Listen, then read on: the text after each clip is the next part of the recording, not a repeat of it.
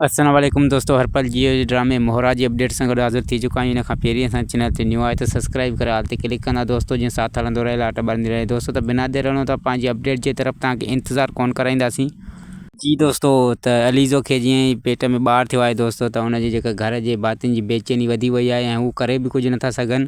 ऐं जेको आहे त अलीज़ो हुननि खां बर्दाश्त बि नथी थिए। ऐं दोस्तों तव्हांखे ॿुधाईंदा रहूं त वधि में वधि जेका अरीसा परेशान आहे दोस्तों, सिकंदर जी घरवारी। त पहिरियों असांजी शादी थी ऐं असांखे ॿारु थियो ई न, वरी हूअ जेका हिन घर में कंहिंखे वणे बि नथी। अॻु में उहा वारिस पैदा कंदी हिन घर जो, त पोइ त मुंहिंजी माना इज़त टके जी बि न रहंदी।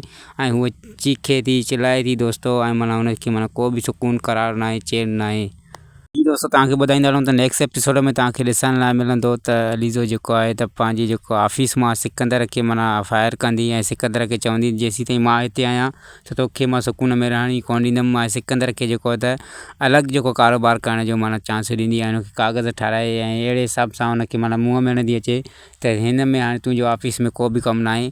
तूं जे कमु करणु चाहीं थो त पंहिंजो अलॻि बिज़नेस कर, अलॻि कारोबार कर, तोखे हिन मां कट करे छॾियो आहे मूं। ऐं दोस्तों तव्हांखे ॿुधाईंदा रहूं त इहो ई सिकंदर जेको आहे त पंहिंजे पीउ जेको फ़रीद हमदानी ॾे वेंदो ऐं हुनखे चवंदो त अलीज़ो मूंसां हे अशर करणु थी चाहे, जेकॾहिं अलीज़ो हिन ऑफिस में रही त मां न रही सघंदुमि।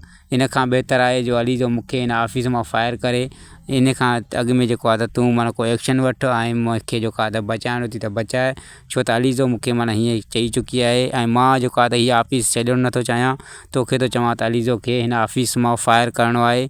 ऐं फायर हुनखे जे तव्हां न कयो त हू जेको आहे त कंहिंजी बि न ॿुधंदी ऐं हू जेको आहे त हुनखे सोन जा पर लॻी वेंदा।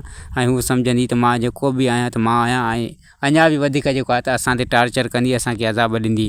पर फ़रीद हमदानी हुन खां कुझु बि न करे सघंदो दोस्तों। ऐं अलीज़ो जेको आहे त हुन ते भारी पइजी वेंदी।